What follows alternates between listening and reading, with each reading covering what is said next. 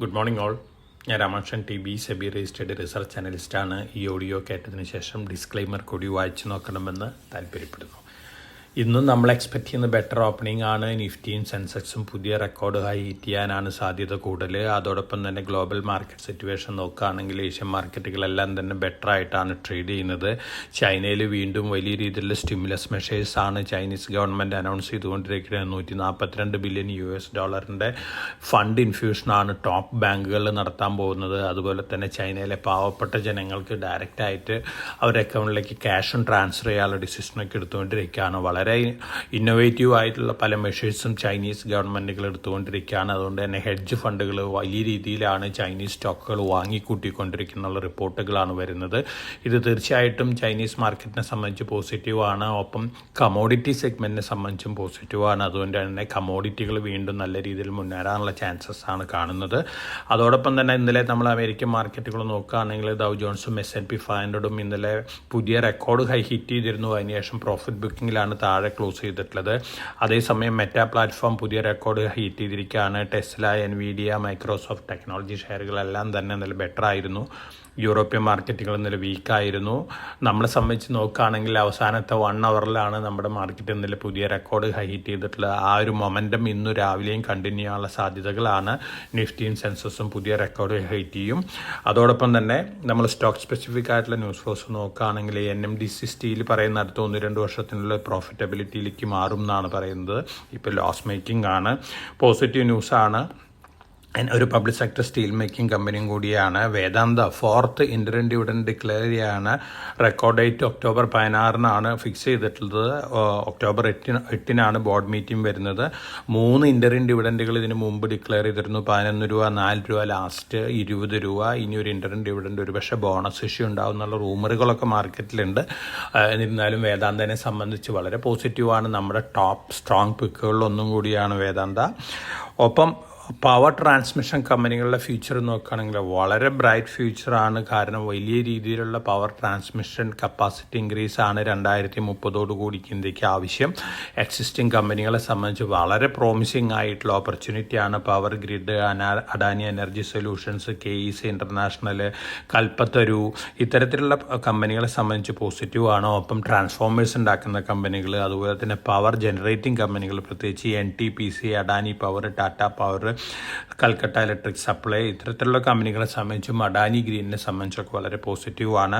ഒപ്പം government power PSUകളുടെ അടുത്ത് പറഞ്ഞിരിക്കുന്നത് ഗ്രീൻ എനർജി ആമകൾ മുഴുവൻ IPOയ്ക്ക് പോകണമെന്നാണ്. അതും പോസിറ്റീവായിട്ടുള്ളൊരു ഇമ്പാക്റ്റാണ് ഉണ്ടാക്കാൻ പോകുന്നത്.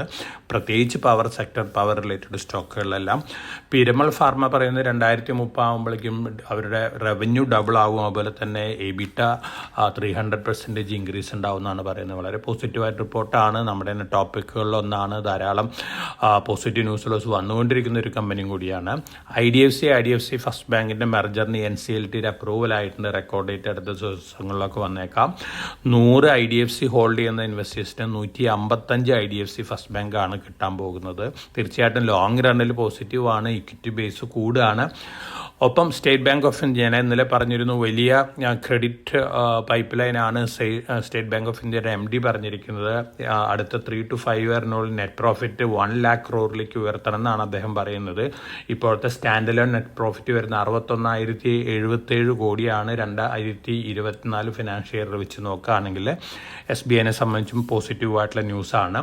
ടൈറ്റൻ്റെ ഒരു പുതിയ പ്രൊഡക്റ്റ് ലോഞ്ച് ഉണ്ട്. ഫ്രാഗ്രൻസ് സെഗ്മെൻറ്റിലാണ്. സ്കിൻ ഫ്രാഗ്രൻസ് എന്ന് പറയുന്ന അവരുടെ ഔട്ട്ഫിറ്റ് പുതിയ അഫോർഡബിൾ 24/7 ഫ്രാഗ്രൻസ് ലോഞ്ച് ചെയ്യാണ്. യങ്സ്റ്റേഴ്സിനെ എയിം ചെയ്തിട്ടുള്ളതാണ്. 2.5 മില്യൺ ക്ലയൻറ്റുകളെയാണ് അവർ എക്സ്പെക്റ്റ് ചെയ്യുന്നത്. പോസിറ്റീവ് ന്യൂസാണ് ടൈറ്റിനെ സംബന്ധിച്ച്.